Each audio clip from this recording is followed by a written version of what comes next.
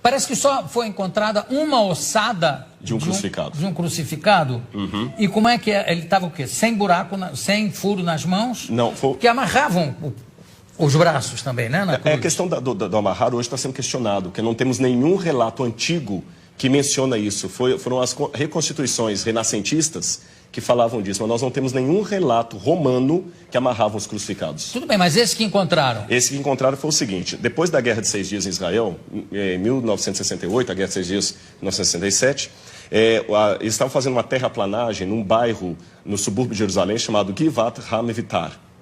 E os tratores bateram em ossários, ou caixões de pedra. Sim. E nos ossários, geralmente, você tem os ossos da pessoa e o nome escrito lá de fora em alguns deles. E estava o nome Yohanan ben Hagakol. Ah, sim. Aliás, essa descoberta já... Não, a descoberta já tem algum tempo. Tem. Foi na década de 60, né? 68. Então, quando eles pegaram, eles abriram o ossário e perceberam que havia algumas coisas curiosas. O fêmur estava quebrado e no calcanhar havia um cravo romano fixado ali. Foi o único que encontraram.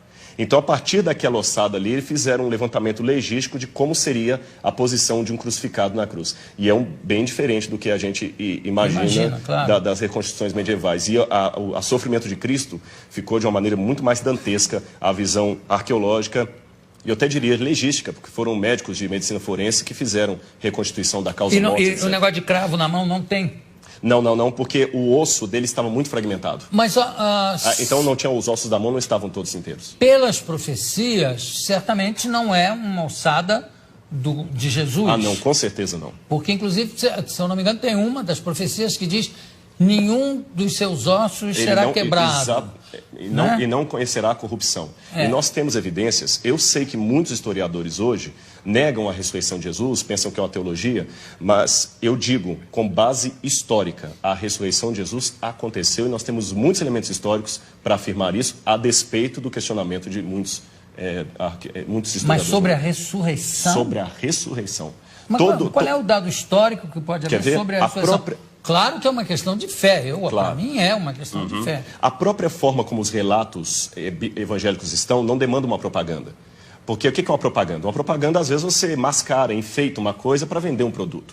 Aqueles discípulos estavam, em primeiro lugar, sofrendo perseguição e abuso por causa daquilo. A ressurreição era uma única doutrina da antiguidade que ninguém aceitava. Eles aceitavam a história de Platão, que a sua alma ia para o Éon, podia aceitar a história de Pitágoras, que você transmigrava a alma de um corpo para o outro, ou então ficar com os epicureus, que morreu, acabou. Mas ressurreição... A reencarnação exatamente, a transmigração de almas está ali perto. Exatamente, alguns judeus aceitavam a reencarnação. Agora, ressurreição era uma coisa que ninguém comprava essa ideia. E outra, na época, pelo machismo... Mas isso, desculpa, mas isso não é uma prova histórica. Sim, mas a forma como os evangelhos foram descritos é interessante. Eles quebram todas as regras de propaganda. Quer um exemplo? Porque para eu saber se é histórico ou não, lembremos, história não dá para levar ao laboratório e repetir o processo. A forma como tratamos a história é diferente. Você olha um documento, e o que você considera uma prova histórica? Como ele foi redigido?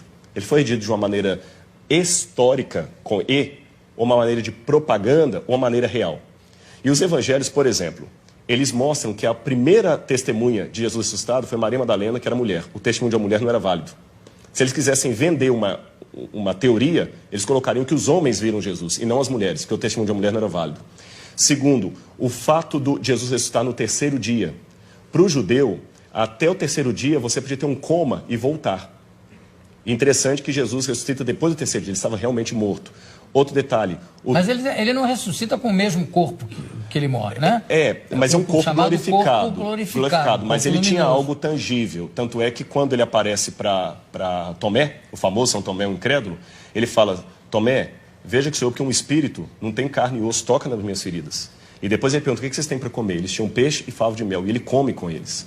Então é um corpo glorificado, é uma questão de fé, é claro, mas tem uma continuidade com um corpo humano. Não, tudo bem, mas tudo isso, desculpa, eu sou uma pessoa de fé, né? Entendi, claro. Estou aqui fazendo um pouco o advogado dele, que é o seguinte, tudo isso foi muito mexido, remexido na Idade Média, no primeiro imperador católico, Constantino. né? Constantino, inclusive as datas de carnaval, diz tudo para conjuminar, para juntar com as datas de feriados.